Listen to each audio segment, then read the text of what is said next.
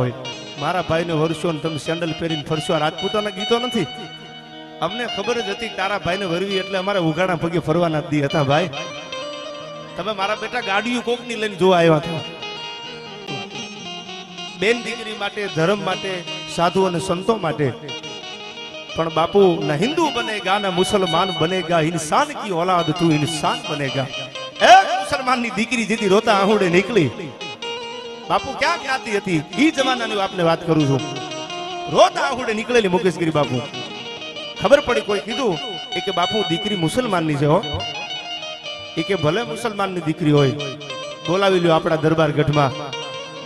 અને દીકરીઓને દરબારગઢમાં બોલાવ્યા. થોડી વાર ભાઈ આમ તમે શાંતિ રાખો, મને વાત આમ આંધી છે. દરબારગઢમાં બોલાવીને કીધું બાપા મૂંઝાતા નહીં. રોતા આહુડે બાપુ મુસલમાનની દીકરીઓ પગમાં પડ્યો. જાડેજાએ માથે હાથ મૂક્યો અને એ મુસલમાનની દીકરી બાપુ હિન્દુ મુસલમાનના ભાગલા તો પાડવા વાળા એ પાડ્યા છે, મુબારક છે એમને.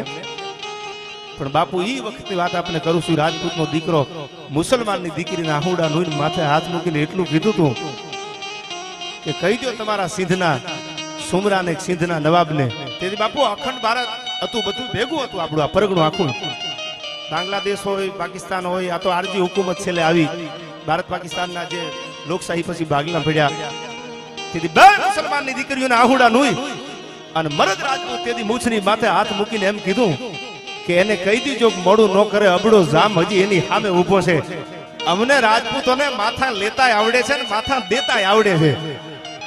કોઈના બાપની ત્રેવડ નથી. અબડા જામ જીવતો હોય અને મુસલમાનની હિન્દુની દીકરીઓની ઉપર મીટ માની કે બાપુ આ વર્ષો પહેલાની વાતો અત્યારે ભૂતકાળમાં, વર્તમાનમાં ભૂતકાળની વાતો વાગોળવી પડે છે. શું કામ? અમે ઉજળા વસ્ત્રોમાં શૈતાન છુપાયેલું જોયા છે. અને પિન્ટુભાઈ અમે ગંદી સડતી ગલીઓમાં ખાનદાન છુપાયેલું જોયા છે. અમે ધોળા લુગડામાં ગુંડા જોયા છે. અને અમે ઝૂંપડામાં આલીદર બોડીદરના દેવાજ બોદર જેવા મરદ આહિરને જોયા છે. જુનાગઢનો દીવો જેથી ઓલાવાની તૈયારી હતી, કથા જાણો છો ને, તેથી કીધું તું કે દુનિયા દીએ જાકારો અને રાખે નહીં ઘરમાં રાણ, તેથી માથા હાટે ભૂલવે આ તો આયર તમારા એંધાણ.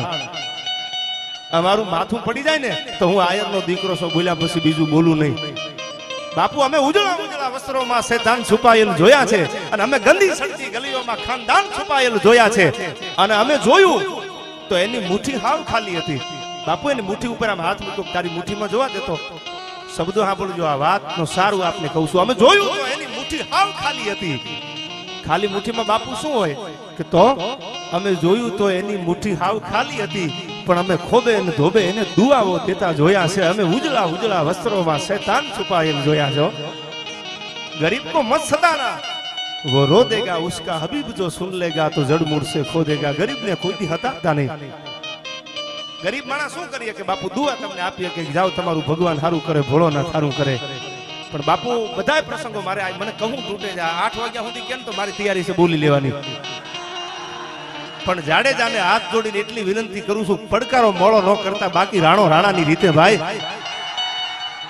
અને બાપુ 5 લાખ કોક આપે ને તોય સનેડો તો જિંદગીમાં ગાવાનો નથી. થાય ત્યાં સુધી વટની વાતો કરવી છે રાણા, બાકી આ જિંદગીના કાંઈ ભરોસા નથી ભાઈ. આયા તો કહે પુલિસ ખો ગયે કિતને તવંગર હો ગયે, જો મિલ ગયે માટી में तो दोनों बराबर हो गए. આયા તો કઈ કે રાણા રમી ગયા વિધ ફેરીને વે, પણ ભજા વીડ ભભૂતિયા કોઈ દી નાવી મોજ નરેશ આયો, કઈ કે ખેલા ખપી ગયા વિધ ફેરીને વે. અને મરતા મેદાનમાં કોઈ દી જેને સલામ ન કર્યો હોય, દુશ્મનની શરણાગતિ સ્વીકારી ન હોય, ઈ જ માણસના દુનિયામાં ઇતિહાસો અમર ભરે છે. આઘા ખૂણામાં 100 ગ્રામ ગાંઠિયા ખાઈને કે અમારે દેશનું ભલું કરવું છે, એ નાક વઢાના કોઈ દી ઇતિહાસ ન હોય ભાઈ. આયા તો અંધારે જેના શીલ ઓળખા ઈ સિંહની જાત. અંધારાની માલકો ખબર પડી જાય. એટલા માટે આ કડી મને બહુ ગમે છે.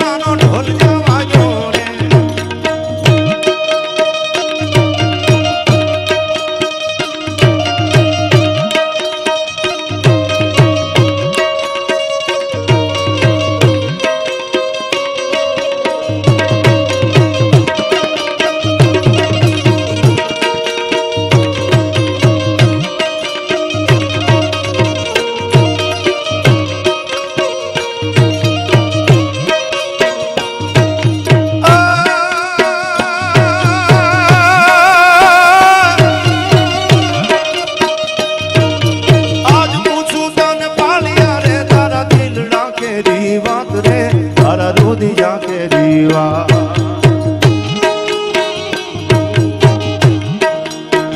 ભાદરમાં તું કેમ ખોડાણો સિંદૂરે તું કેમ રંગાણો ભાદરમાં તું કેમ ખોડાણો સિંદૂરે તું કેમ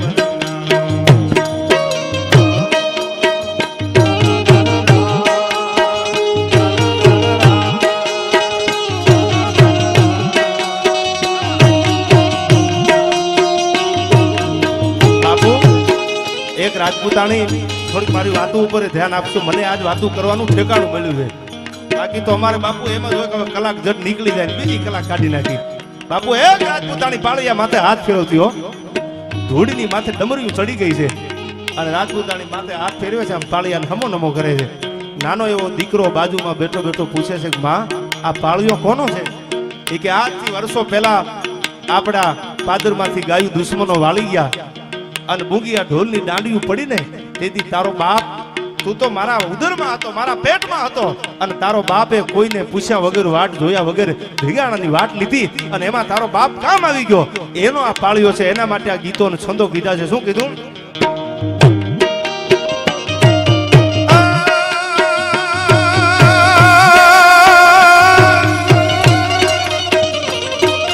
વાર ચડી જે ગામને માથે ને બુંગિયા વાગ્યા ઢોલ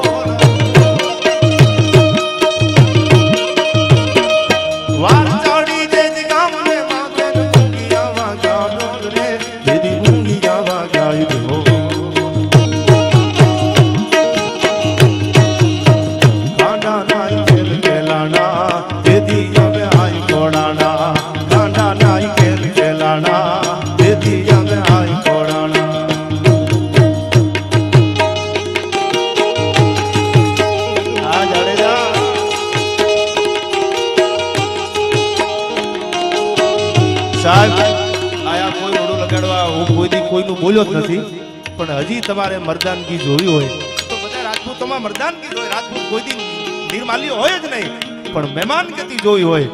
કોક દી કેના આંગણે મહેમાન થાજો. ગોંડલના પાદરમાં હજી જયરાજસિંહ જાડેજા બેઠા છે. ભાઈ સાહેબ માણા રોટલાથી મોટો બને છે. બાપુ આવકારો છે ને એ જ માણાને મોટો બનાવે છે. બાકી કેટલાય કરોડોપતિ છે પણ રોટલો છે સાહેબ.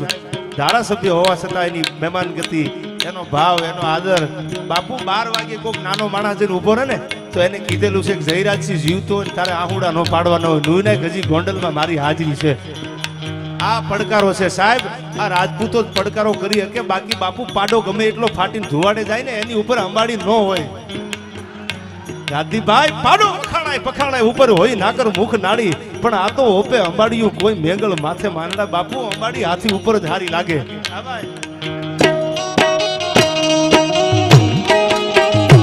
બાપુ આ સત્યઘટના ગજેસરનો હમણાં જે કાર્યક્રમ થયો તો મને મેં આખી ક્લિપ જોઈ હતી. રીબડા અનિરુદ્ધસિંહ પગરખાની ધ્યાન રાખીને ઉભેલા સ્ટેજ આગળ. અનુભા રીબડા આ પગરખા જોડા જે મહેમાનો ના હોય ને એની ધ્યાન રાખીને બધાને આમ વ્યવસ્થિત બધાને કરાવતા હતા. એટલે કોકે પૂછ્યું કે આ કે રીબડા અનુભા છે તો કે આટલી બધી સેવા કરે છે. એ કે આજ સાનિધ્ય કોનું છે? લાલ બાપુના સાનિધ્યમાં છે. આયા વજન લઈને નથી આવ્યો ભાઈ. બાકી મળવું હોય તો પછી મળો, ખબર પડે રીબડાનું પાણી કેવું છે ભાઈ. અને બાપુ આ જે બોલું નહીં કોઈ અમને એવું નથી કહેતું કે અમારું બોલજો. આ સત્ય વાસ્તવિકતા બોલવી પડે છે. જે રાજપૂતોનું નામ સાંભળે ધરણી ધ્રુજવા માંડે, પણ બાપુ ઠેકાણું આવે ને તે દી એને માથાએ નમાવી દીધા છે કે આયા કોઈથી ધર્મની સામે ધૂળ ઉડાડી રાજપૂત ન હોય.